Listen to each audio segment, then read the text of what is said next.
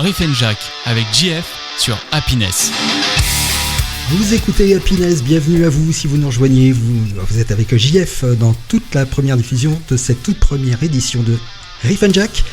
Le principe de l'émission, chaque semaine nous accueillons dans nos studios un groupe de musiciens, tout style, toute influence et tout niveau confondu, qui nous parle pendant 1 heure de son histoire, de ses influences, de ses productions, de ses projets.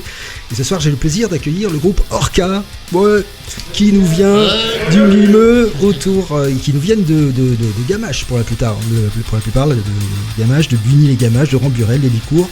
Alors sauf pour Rico, qui vient de Beauvais, petite exception.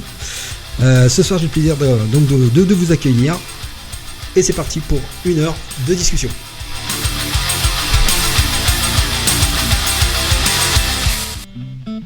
20h, 21h, c'est Riff & Jack. » Alors avec nous autour de la table, nous avons au chant, à l'écriture, à la sonorisation, Franck Backwell dit Gazelle. À la batterie, au percu, à la guitare, Franck Lacaille dit Kero. À la guitare et aux arrangements, on a Jonathan dit John. À la guitare, au clavier et aux arrangements, Eric Labadie dit Rico. Et enfin, à la basse, à l'écriture, nous avons Antoine Descamps dit Toineau. Bon, alors, on a bien compris pour Toineau, Rico, John. Ça correspond parfaitement à vos prénoms. En revanche, je m'interroge sur les pseudos Gazelle, Kero.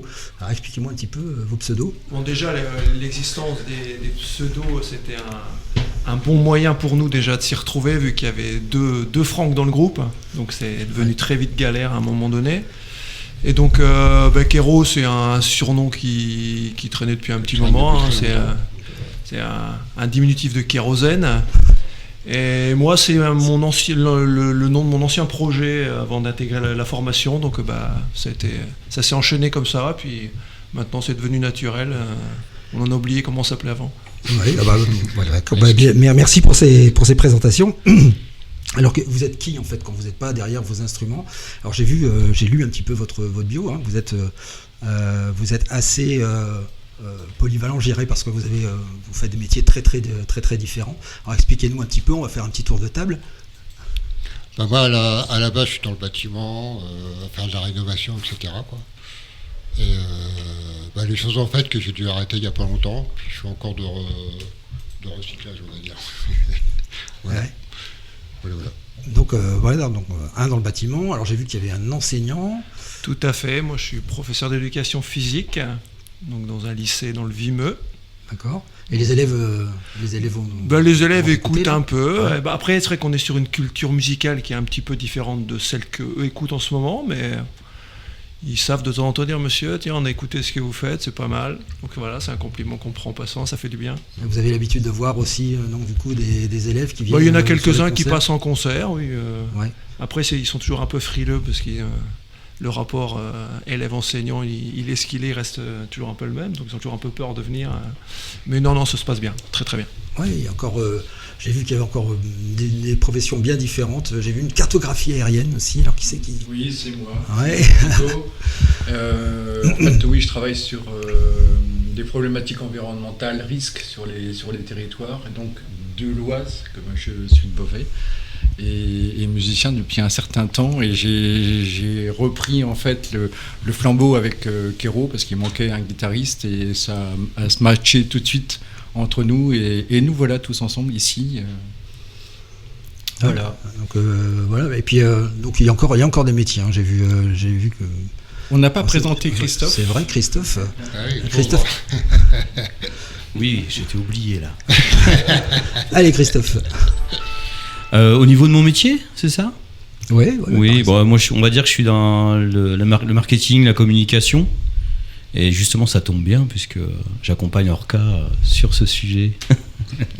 On en reparlera juste après, peut-être. Ok. Alors donc j'ai vu qu'il y avait quand même un panel de métiers assez incroyable. Donc et quand même, qu'est-ce qui vous a rapproché? Alors du coup, évidemment la musique. Vous êtes potes, j'imagine, depuis longtemps. Vous connaissez déjà depuis un certain temps. Ça fait 8 ans déjà que vous êtes ensemble. Donc racontez-moi un petit peu comment vous êtes rencontrés. Le groupe est moins vieux que ça en fait. Hein. Et c'est une histoire au final assez classique chez les musiciens. C'est souvent des rencontres, des petites annonces, hein, donc c'est assez classique comme mode de fonctionnement.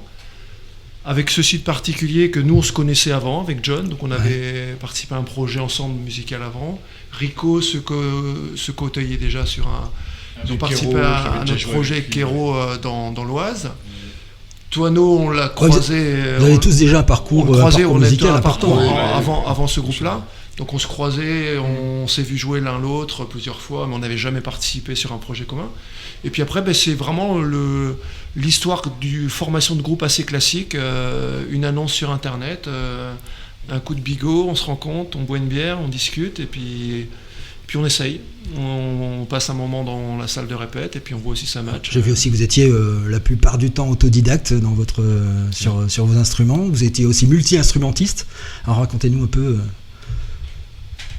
Après l'autodidactie, je sais pas si on s'autorise à inventer des mots ce soir. Bon, allez, on le prend. Autodidactie.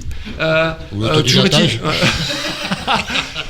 En fait, c'est pareil, c'est quelque chose d'assez courant chez les musiciens amateurs. Au final, beaucoup d'entre nous, beaucoup de musiciens que nous on croise sur les concerts qu'on va écouter ou quand on partage des petites scènes, ont le même parcours que nous, hein, donc on s'est mis à l'instrument en essayant de reproduire un peu ce que faisaient les musiciens qu'on aimait bien. On n'a pas de musiciens de formation classique et de formation, on dirait, conservatoire ou ce genre de musiciens dans notre formation, mais on joue à l'instinct pour beaucoup. Ça permet de travailler aussi différents styles, différents sons. C'est une approche plus large de la musique en général. Et ce qui mâche avec nous, c'est qu'on fait du rock qui nous plaît, avec la créativité de chacun, l'humour de chacun, la personnalité et instrumentale et personnelle, pour que ça fusionne en fait, quoi. Alors oui, d'accord. Et donc ce nom de groupe Orca, du coup, puisque vous avez fusionné, vous avez créé un nom. Alors j'ai essayé de rechercher, j'ai fait des petites recherches et j'ai pas réussi vraiment à trouver. Alors peut-être j'ai trouvé en fait une ref, c'est sur le net, hein, c'est le bouquin Le péché originel de Jean-Marc Moissonnet, mais je sais pas, c'est bien le... C'est ça, tout à fait. Quelle chance. Vraiment rien à voir. On a gagné la cagnotte. Rien à voir, non. En fait, ce qui nous a réunis quand on s'est rencontrés les premières fois, et ce qui, en fait, je pense, perdure maintenant dans notre façon de travailler et puis de construire les morceaux, c'est l'énergie commune, en fait. Parce qu'on avait tous des parcours très différents. On faisait tous de la musique dans des répertoires aussi très différents. Et donc, on ne s'est pas retrouvés non plus en répondant à une annonce « Tiens, t'aimes ça, moi j'aime ça aussi, donc on va faire de la musique ensemble ». C'est aussi conjoncturel, parce que de là où on vient, des musiciens, il n'y en a pas non plus à tous les coins de rue. Donc, souvent, on se rencontre sur la scène rock gabachoise. On voit déjà si ça match humainement, en fait. Et puis après, c'est toujours une histoire de compromis et ceci. Mais nous, on n'a pas forcément eu besoin de faire de compromis, parce qu'au final, on s'est rendu compte que très rapidement, on est arrivé à faire une musique qui nous plaisait tous, avec une énergie qui nous regroupait. Et au final, Orca, c'est ça. On a cherché dans toutes les langues possibles comment on pouvait dire Orca, pas Orca, du moins énergie, le mot énergie. Et en fait, c'est Orca en islandais. Donc nous sommes le premier groupe de rock picardo-islandais. Et on revendique. Non, ça se voit, hein, je veux dire même. C'est parce que vous ne pouvez pas les voir, mais évidemment, vous avez tout à fait le profil islandais. Et alors, votre toute première, on l'imagine, hein, vous êtes rencontrés, les petites annonces, voilà, et votre toute première répète, ça s'est passé comment? En fait, Kéro, tu veux en parler? Ok. Donc en fait, c'est Kéro, donc à la batterie, qui a mis une annonce sur le net, et moi, donc à la basse, qui cherchait du monde. Donc toi, tu voulais faire de la compo, puis je me suis dit pourquoi pas, et puis ça a commencé comme ça. Du coup, on s'est croisés, on a bu un verre, donc un peu comme disait Franck tout à l'heure, c'est un peu le démarrage classique, quoi. Ça a bien matché, et puis après, ça s'est fait. Après, on a vu Franck, Gazelle, John, Rico, enfin voilà, ça s'est fait au fur et à mesure de manière assez naturelle, quoi. Et Franck nous a proposé John parce qu'ils ont déjà joué ensemble. Ouais, voilà. Donc on devait jouer du coup le guitariste, sans savoir qui c'était encore. Et voilà, au début le groupe a commencé comme ça, à 4, on a commencé à bricoler, et on sentait qu'il nous manquait quand même Sur le plan mélodique. Deuxième guitare, quoi. Et ça tombait bien parce que bon, Rico, on se connaît depuis longtemps, on a fait de la musique ensemble, etc. Parce que moi, en fait, je viens de Beauvais. Et quand je suis arrivé sur Gamache, j'ai voulu remonter un groupe, c'est comme ça que ça a commencé en fait. D'accord, donc voilà. T'es un peu l'initiative. J'ai passé le message sur le site et puis ça s'est fait quoi. Après l'initiative, je crois qu'elle est de tout le monde. Donc pour le choix des instruments, ça s'est imposé aussi naturellement parce que comme vous êtes aussi multi-instrumentiste pour un certain nombre d'entre vous, voilà, qui finalement choisit qu'on fait de la basse, qu'on fait de la batterie, qu'on fait de la guitare. Si vous avez aussi une capacité à jouer du clavier ou. Mais là c'est assez fixe maintenant dans la formation. Maintenant c'est placé. Bon, c'est que Rico par exemple a joué de la basse dans d'autres formations avant. Et au final, quand il nous a rejoint, il nous a proposé ses services à la guitare et on en est plus que satisfait. Comme il manquait un deuxième guitariste. Ouais. Donc ça s'est complété. Mais c'est vrai que l'histoire, moi quand j'ai rappelé John, c'est parce que c'est un pote avec qui j'ai envie de faire de la musique et c'était l'occasion. Là c'était la même histoire avec Rico. Hein. Donc on s'est d'abord regroupé parce qu'on voulait faire quelque chose ensemble. Et donc au final, on a eu cette chance que au niveau de la répartition des instruments, ça matchait super. Quoi. Ouais. Formation rock de base, 2 guitares, une basse, batterie chant. Et l'objectif de départ, c'était vraiment de la compo. De la compo, et avec un fil. Ce que vous avez plutôt réussi. Hein. Pardon ? Ce que vous avez plutôt réussi, parce que c'est plutôt sur son liste. On essaye, ouais. Avec un fil conducteur rock, mais avec des domaines.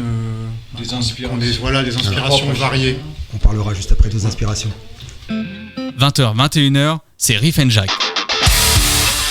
Vous êtes toujours sur Happiness dans cette toute première émission hebdomadaire Riff & Jack et avec nous dans le studio jusqu'à 20h le groupe Orca avec au chant, à l'écriture et à la sonorisation Franck Backwell dit Gazelle, à la batterie, au percu et à la guitare Franck Lacaille dit Kero, à la guitare et aux arrangements John, à la guitare et au clavier aux arrangements Rico et enfin à la basse et à l'écriture nous avons Antoine Descandis Toineau. Ouais. Ah mais quand même. Alors on sait maintenant que qui vous êtes et comment vous êtes rencontrés autour de votre passion commune qui est le rock. Mais me semble-t-il, vous n'avez pas forcément les mêmes références musicales entre le métal, le rock progressif, alternatif, des chansons à texte plutôt engagées. Alors, donc si on fouille un peu dans vos playlists, les gars, c'est quoi les artistes qui reviennent tout le temps ? Petit tour de table. Ouais, je veux bien être le premier à en parler. Moi, plutôt, c'est John. Influence plutôt Noir Désir ou Damien 16. Donc plutôt le rock bien péchu en français, chanson à texte, c'est ce que je préfère. Ok, vas-y. Moi de mon côté, donc Gazelle au chant, moi je viens de l'univers vraiment plutôt à la base, vraiment très pop et très variété. Donc c'est ma première expérience dans le rock et j'en suis plus que ravi. Donc c'est très très ouvert en fait, très éclectique, mais vraiment un répertoire vraiment plus chansons françaises, variété française, et après les grands classiques du rock. Mais c'est pas le rock que j'écoutais qui m'a amené vers ce groupe-là. En fait, c'est bien d'autres choses. On aura l'occasion d'écouter un de vos morceaux tout à l'heure, et effectivement, passer de la variété à la chanson française et à ce que vous faites aujourd'hui, il y a quand même, là, vous avez fait le grand écart. Là. Ouais, mais je pense qu'on évoquera aussi la manière dont nous, on construit les morceaux, et ça pourra s'expliquer, en fait, parce que je suis très bien porté. Ok. Ouais. Alors plutôt... Ouais, vas-y. Donc, Toineau à la basse. Moi, je suis fan de Metallica. Donc voilà. Après, moi j'ai été beaucoup bercé par Renaud, donc les vieux albums de Renaud. Puis après, au niveau de la basse, mes inspirations, il y a des groupes comme les Cure. Et puis après, j'aime bien les Clash, des choses comme ça, quoi. Donc un peu de métal. Enfin, quand je dis un peu de métal, du métal, du rock et des textes. Ok. Personnellement, pour moi, Rico, comme j'ai joué de différents instruments, j'ai été inspiré par différents styles de musique, en passant du blues au rock, à la funk, à la soul music, à la funk. Donc j'ai pas de... Bon, je dirais dans le rock, Bashung, moi, m'a beaucoup marqué de par sa personnalité et ses univers musicaux. Oui. Super. Moi, Kero, mes grandes influences ont été très punk au départ. Toute l'époque OTH, Mano, etc. Les Berus, dans le Nord-Est aussi, forcément. Et petit à petit, justement... La Mano, je sais pas si tu l'avais dit aussi, la Mano, les souris déglinguées. Ouais, voilà, les FGT, ouais, bien sûr. L'OTH, c'est encore Ludwig. J'ai bercé dans ce truc-là, quoi, donc voilà. Et après, justement, en me mettant un petit peu à la musique, alors au début, j'ai commencé les guitares, je suis pas doué du tout, mais ça m'a permis à me découvrir d'autres choses. Et maintenant, j'ai beaucoup aussi tout ce qui est blues, reggae, ska, même la musique sud-américaine, voilà, je suis assez varié, quoi. Ouais. Alors là aussi, vous faites le grand écart de style Ouais, aussi, ouais. entre Renaud et Metallica. Alors comment vous faites pour vous mettre d'accord, les gars, pendant les répétitions là, On tire au sort, en fait, on est dans un chapeau. Ça se fait tout seul. Ouais, non, on est, comme je disais tout à l'heure, on est parti sur un principe de composition qui n'est pas forcément classique, hein, que souvent les gens nous demandent, mais tiens, cette chanson-là, comment vous avez eu l'idée du texte, après comment vous faites. Et en fait, on part des instrus, nous, on laisse d'abord chanter les guitares avant de laisser chanter le chanteur. Donc, vous posez une voix quand même dessus. Ça buffe, on cherche des énergies, il y a des trucs qui matchent bien, on dit tiens, ça c'est sympa, ça nous plaît à tous. Ça part des grattes généralement, ça part des grattes. Ça part souvent des guitares, ouais, mais après ça peut aussi partir d'un morceau de batterie, ça peut partir d'un riff de basse, mais ça part d'un instru. Après, une fois que ça commence à prendre forme, que l'énergie nous plaît bien, là il y a une mélodie, un yaourt qui arrive dessus, et c'est seulement bien après qu'on se dit tiens, ça c'est chouette, tiens, de quoi on pourrait bien parler en fait. Et le texte est souvent arrive bien après, et quand l'énergie est déjà là, ce qui fait que ça permet, à mon sens, du moins d'après les retours qu'on a déjà un peu des gens qui nous ont écoutés, d'avoir cette cohérence en fait entre le texte et la musique. C'est pas une musique qui est collée sur un texte qui préexistait depuis des années et puis qu'on a sorti d'un tiroir. Il est arrivé après. Donc, et au final, pourquoi tel riff plus qu'un autre, c'est des sensations, hein, c'est du feeling. Et pour l'instant, ça marche bien. Alors, donc, en général, qui commence alors? Qui commence les premiers riffs arrivent, c'est pas défini. Par contre, personne ne vient, parce que je sais que dans c'est rarement la base quand même. Hein. Dans d'autres groupes, parfois ça se fait comme ça. Ça arrive. Ouais, ça peut arriver aussi. Mais ça se fait sur place par contre. Personne n'arrive avec une proposition. Parce que dans d'autres formations, parfois on fait comme ça, tiens, j'ai trouvé ça, j'ai mon petit riff de guitare, il me plaît bien, qu'est-ce qu'on peut faire là autour? En fait, nous on arrive, la première chose qu'on fait, c'est qu'on boit une bière. En fait, avec le recul, quand on arrive en répète, pour se chauffer un petit peu, pour se mettre un peu dans l'ambiance, on a souvent des improvisations qui sont faites, qu'on enregistre, et qui peuvent servir après à d'autres morceaux. En fait, peut-être que le fonctionnement du groupe, c'est aussi un peu ça. C'est quand le répertoire est en place, on travaille le répertoire, mais pour les nouveaux morceaux, c'est part d'inspiration qui a été faite à un instant T, enregistrée, sur lesquels on peut revenir dessus. On a déjà fait plein d'enregistrements, de passages comme ça qui peuvent être intéressants à travailler. Donc, on se pose pas de questions sur qu'est-ce qu'on fera après. On sait qu'on trouvera après. Il faut le temps de travailler, quoi. Alors, on sent qu'effectivement, il y a une grosse diversité aussi sur les styles et du fait justement qu'il doit engager des réflexions. Ça vous arrive de vous engueuler là du coup sur les choix que vous avez fait?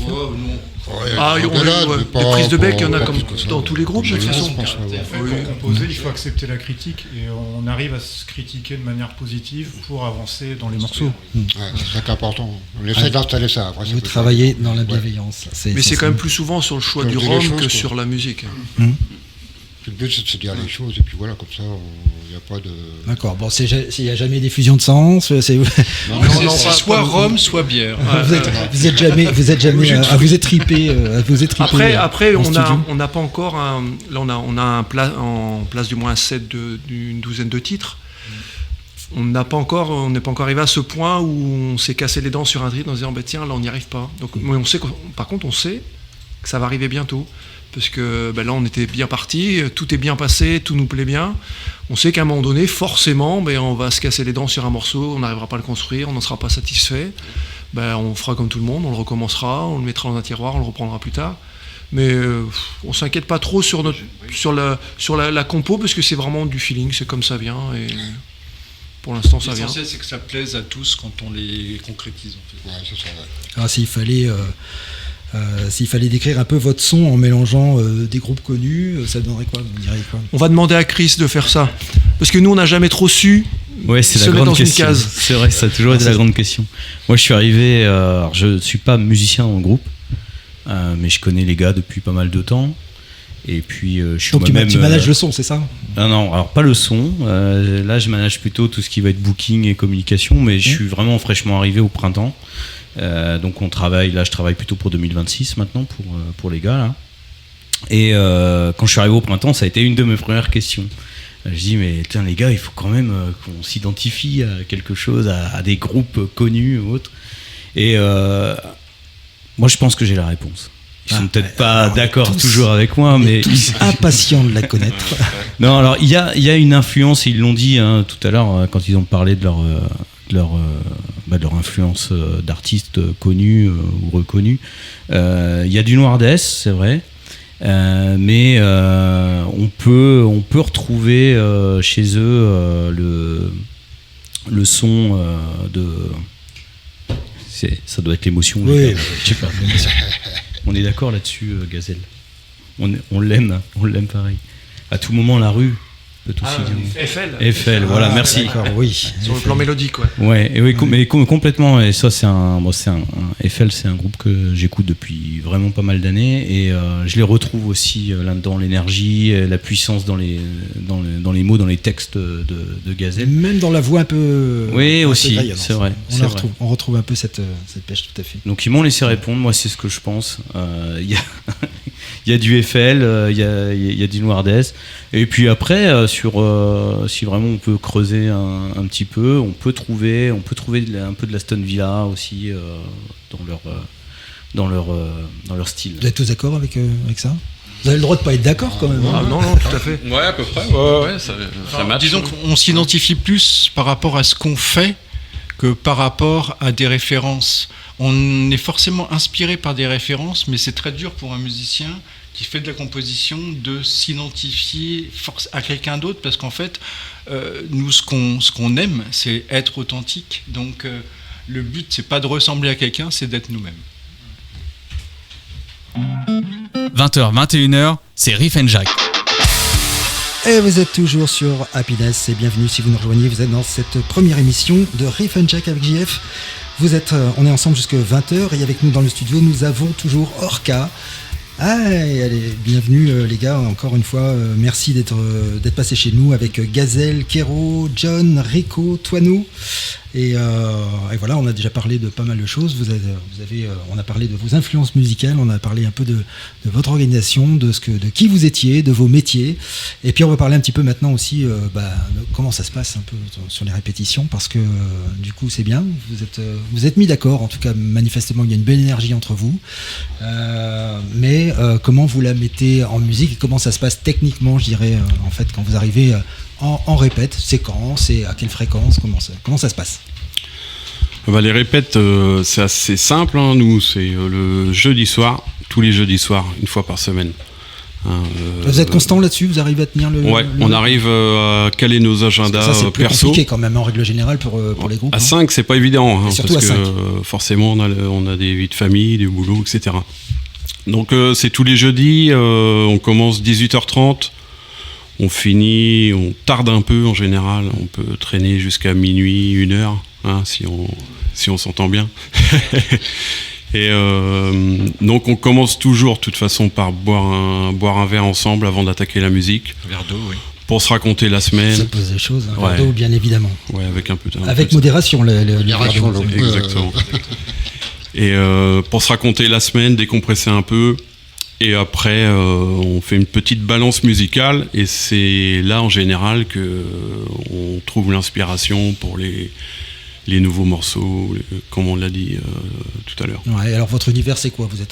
C'est quoi? C'est plutôt un garage, un grenier, une cave, un local? On a la plus belle salle de répète que c'est vrai. Alors, de tout le Vimeux, voire plus. Le monastère. Faites-nous rêver. Jamais. On va laisser parler le maître. Faites rêver Le maître du lieu. Faites rêver nos auditeurs. C'est Kero, le maître du lieu, le monastère. Ouais. Voilà, c'est au monastère et en fin de compte, c'est chez moi. D'accord. Voilà. Kéro vit donc dans un monastère. Donc ouais, non, c'est à l'étage. C'est à l'étage et j'ai aménagé une pièce exclusivement pour ça, quoi. Voilà. Donc, Mais moi j'ai cru longtemps que c'était un monastère quand je. C'est un En ancien fait, le cherché. monastère, c'est parce qu'en fait, l'histoire de la maison, elle appartenait à des moines. Donc c'est d'où est venu le nom de monastère pour la salle de répète, quoi. Mais c'est. Les moines trappistes. Et maintenant elle est habitée par des sages. Je l'ai pas connu.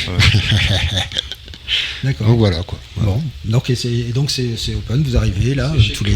Ouais. Ah ouais, C'est une vraie chance qu'on a, hein, parce que beaucoup de groupes, nous avant, moi souvent, c'était le garage. Hein. Donc on sort la voiture, on installe les instruments, on joue, on range les instruments, on rentre la voiture. Là on a la chance, on arrive, Tout est posé. c'est installé à demeure. Ouais. Les amplis qui restent là, les C'est un instruments. super cadre, on Et s'y donc, sent quand vous vraiment très rentrez bien. dans le local, c'est carré comme à la NASA, c'est propre, c'est voilà, tout est. Ouais, c'est plutôt pas Il n'y a plus mal. qu'à allumer les amplis, Ouais. quoi. C'est- Pour C'est pas 5 mal, mecs, mais, je trouve que c'est pas mal. Ouais. Non, si on est... rock'n'roll quand même. Hein. Ouais.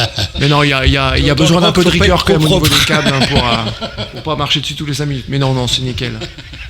Alors, qui c'est qui balance les idées finalement en premier quand on arrive en répète, généralement, ça commence toujours En sur. fait, il n'y a personne Ouais. qui vraiment. il y Ou en c'est a le un premier il y en qui a un branché qui l'instrument, s'accorde, quoi. L'autre, il a déjà branché l'instrument, et puis ça va comme ça, quoi. C'est souvent le guitariste, celui qui joue plus fort, de toute Ouais. façon. Hein. Oui, c'est ça.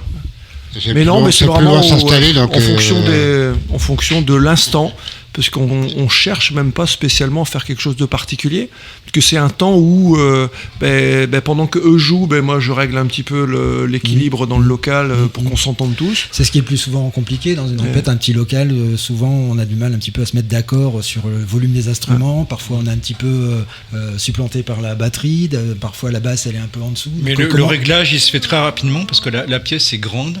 Elle est très bien insonorisée parce qu'il n'y a pas d'angle droit ou quasiment pas. Ce qui fait que le son, il est bien. il s'épercute pas. On l'apprivoise très rapidement quand on arrive en répète parce qu'on n'a pas le matos à brancher, à part le jack et allumer l'ampli et hop, on boit un coup et on se De l'eau. défoule et voilà, de l'eau. Et on en la reparlera première chose certainement. qu'on fait, c'est vrai qu'on fait une petite balance quand même. Voilà, on part en général sur la grosse caisse et on règle les instruments là-dessus. On en reparlera certainement après quand on va évoquer l'EP, mais notre premier EP a été enregistré dans ce local. Parce qu'on a Donc, vous une êtes telle complètement qualité de son. autoproduit. On a fait appel à un studio qui est venu, qui a rapporté son matériel et qui a sonorisé la pièce pour la prise de son. Et donc, il a Mais- reconnu l'acoustique, la bonne acoustique. en fait, de la pièce. Et au final, on a enregistré l'EP dans notre local parce qu'on a une qualité acoustique qui est vraiment très sympa. Donc on s'est dit, on va le graver dans le marbre. Et puis, C'est Guillaume du studio Coda qui est venu, qui a branché tout son matériel, qui nous a fait en prise de son sur un week-end. On a fait 5 morceaux en live. Et Oui, tout s'est très bien passé. C'est ce que j'ai vu. Alors là, ça, c'est une vraie prouesse aussi technique d'enregistrement enregistré directement en live. Vous avez fait combien de prises C'était du one shot donc, une prise par morceau en live sans clic. C'est-à-dire, en gros, il nous a fait signe, on a envoyé le morceau, il est dans la boîte, et lui après il a mixé, il a masterisé. Et ça Mais, vous a convenu tout de suite. C'est vraiment C'est ce qu'on voulait, à l'ancienne. en fait. Mais c'est ce qui nous convient parce que ce qui nous réunit, on le dit tout à l'heure, c'est l'énergie. Énergie, on voulait Et au garder final, le seul moyen, on a essayé avant d'enregistrer en multipiste. Et en fait, on perd un petit peu de cette énergie-là en jouant les uns après la les autres, spontanéité. en écoutant les autres au casque. Et au final, on est parvenu à retrouver cette énergie sur l'EP parce qu'on joue en même temps. Donc en fait, on a plus de 50 piges de moyenne là, mais on est des gamins. Hein. Donc au final, nous, on s'est amusé quand on enregistrait. Et c'est ça qui fait que ça sonne. Et sur scène, on s'amuse. Donc c'est ça qui, en partie, fait aussi que ça plaît aux gens. Donc c'est le plaisir qui nous réunit, nous. Le plaisir de faire de la musique, de se revoir, de partager des moments. Donc le local contribue à ça, parce qu'il apporte c'est un vrai cocon pour nous. 20h, 21h, c'est Riff and Jack. Vous écoutez toujours Happiness, bienvenue si vous nous rejoignez, et c'est la toute dernière partie de cette émission. Je vous rappelle qu'on accueille aujourd'hui le groupe Orkah, O-R-K-K-A-H. Avec Gazelle, avec Kéro, avec John, avec Rico et avec Toano. Alors, pour résumer tout ce qu'on a appris sur vous, on peut dire que vous êtes un groupe désormais bien chaud pour sortir du grenier des répètes. On a vu que les répétitions étaient plutôt carrées. Vous aviez le local qui va bien, vous aviez l'installation, les instrus qui vont bien, le réglage qui vont bien. Vous avez aussi quelqu'un qui s'occupe de la com pour vous et donc qui doit vous alléger un peu de tous ces aspects-là. Et qui peut donner aussi un avis objectif, je pense, sur vos réalisations. Et ça doit être hyper confort, effectivement. Vous avez déjà donc un projet, déjà vous avez déjà des choses qui sont réalisées. Il y a un EP qui a été enregistré, autoproduit, avec 5 titres déjà dispo. Alors est-ce que vous pouvez déjà un peu nous en parler? Ils sont disponibles sur les plateformes. Je vous invite à aller les découvrir attentivement. On a plusieurs titres: À vos armes, Fracassé, Quadruple, Joe la suture et Idée noire. Alors parlez-nous un petit peu de ces titres. Au niveau du texte ou peu importe, à tous les niveaux. À tous les niveaux. Déjà dans l'historique, le premier titre qui a été mis en place et qui est important dans cette EP pour nous, dans cette EP du moins, c'est le Quadrature, que c'est vraiment le premier morceau qu'on a vraiment mis en place dans le local et qui avait été mis en place relativement tôt en plus, parce que je pense que ça faisait à peine un mois qu'on se voyait, qu'on répétait, et on avait déjà la structure du morceau. Donc ce morceau-là, il est important pour nous. Après, on a un morceau À vos armes, celui qu'on aura le plaisir de vous faire entendre après. C'est un peu notre chanson étendard en fait, parce que j'avais cette impression-là en l'écoutant. Hein, je me sentais qu'il y avait une énergie. Sur scène, il est plaisant à présenter aussi, parce qu'au final, on en profite pour inviter les gens à défendre les idées qui leur sont chères, en leur rappelant bien qu'on n'a pas forcément des meilleures idées qu'eux, mais que chacun doit veiller à défendre ce qu'il pense. Hein. Fracassé, c'est un titre qui nous parle aussi, parce que il est sur une thématique un peu plus grave là, sur les relations de couple qui peuvent parfois être un peu tendues, mais bon, si peu. Et je vais prendre la suite, moi. On a Idée noire après dans l'EP, donc c'est pour ça que je prends la parole, parce que moi c'est mon morceau préféré. Je sais que Chris aussi. Donc nous aussi, mais bon, faut choisir. Voilà, ils sont tous excellents, mais celui-ci il me tient à cœur, c'est vrai. Donc un morceau un peu slow rock, qui a vraiment une très très belle écriture aussi. Alors il parle de quoi? Il parle de quoi ce morceau? Il parle justement, comme on l'entend, des idées dans la tête qui sont parfois noires et qui nous mettent au fond du trou, et avec lequel il faut vivre. Et il faut surmonter les difficultés, voilà. Et donc vraiment une très belle écriture que Gazelle a fait sur ce morceau. On avait la musique, mais il fallait mettre le texte, et il l'a fait avec succès. Et puis il l'interprète aussi avec beaucoup d'énergie. Ouais. Et moi, j'adore aussi, c'est ma préférée. Je leur ai dit aussi, pour mon œil extérieur, je leur ai dit que celle-ci c'est sûrement un titre de radio, et c'est sûrement qu'il faudra l'adapter peut-être à l'avenir sur un mode un peu plus acoustique, un mode un peu plus court en radio, pour pouvoir essayer de la tenter un petit peu. Et dernier morceau, c'est Joe. Sur le P. Donc un morceau vraiment particulier, parce qu'il mêle deux styles qu'on n'a pas forcément l'habitude d'entendre, du reggae et puis un punk rock bien énergique. Donc un morceau que Kero aime beaucoup, parce que c'est ses deux styles de prédilection. Le punk et le reggae. Vous êtes fait chacun votre morceau, correspondant à vos styles respectifs, comme ils sont assez hétérogènes. C'est vrai qu'on n'avait pas réfléchi à la question comme ça, mais il y a quelques morceaux comme ça qui sont... Alors À vos armes, c'est un peu votre vous avez dit l'étendard. L'étendard, ça parle de quoi exactement? Parce que ça, on sent que on sent que derrière il y a du texte, et il y a de la contestation quand même. Donc, alors parlez-nous un peu de tout ça. Oui, certainement le texte le plus engagé du set pour le moment. C'est un texte qui invite simplement à garder la tête haute, garder le poing levé, et simplement, je dirais, se battre pour les idées qu'on pense être légitimes. Et c'est un texte qui invite aussi à regarder un peu ce qui se passe autour, et puis pas se centrer sur soi, et à lutter. Donc c'est vraiment une invitation Après, comme on le dit, chacun luttera pour les idées qui pensent être les siennes, mais je pense que dans la vie, il faut aussi parfois se donner la peine de défendre des idées pour qu'elles puissent soit perdurer ou franchir des caps, franchir des murs. C'est-à-dire qu'en plus, on a de la matière, quoi, quand même. Hein. Globalement, on vit quand même une époque où, je veux dire, il y a de quoi faire, quoi. Bon, ça a été vrai à toutes les époques, mais on peut dire que la nôtre n'est pas épargnée.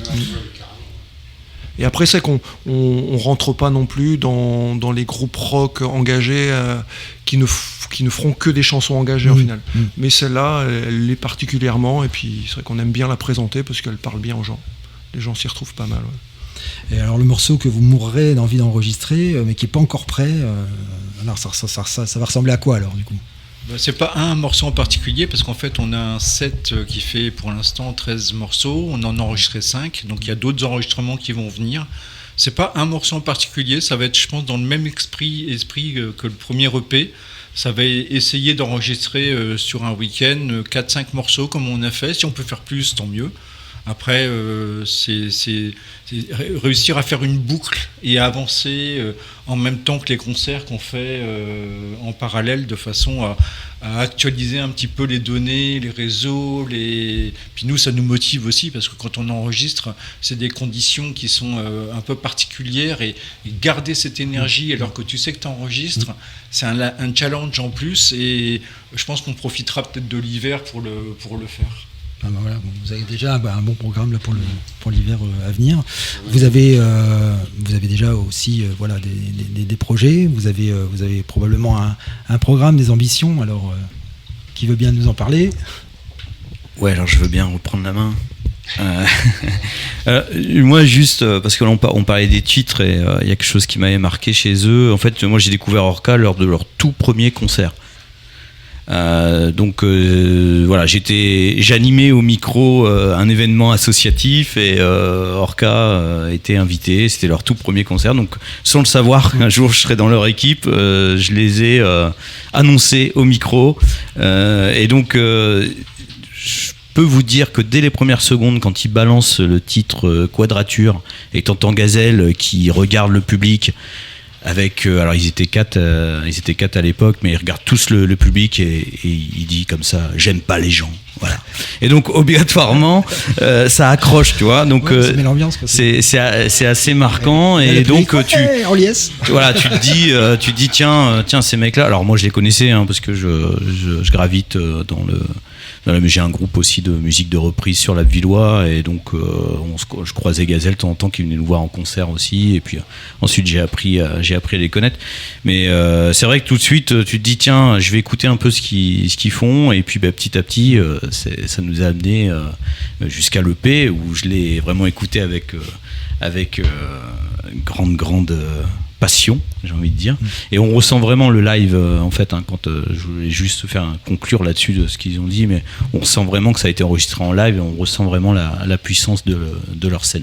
Donc j'y viens justement sur la scène.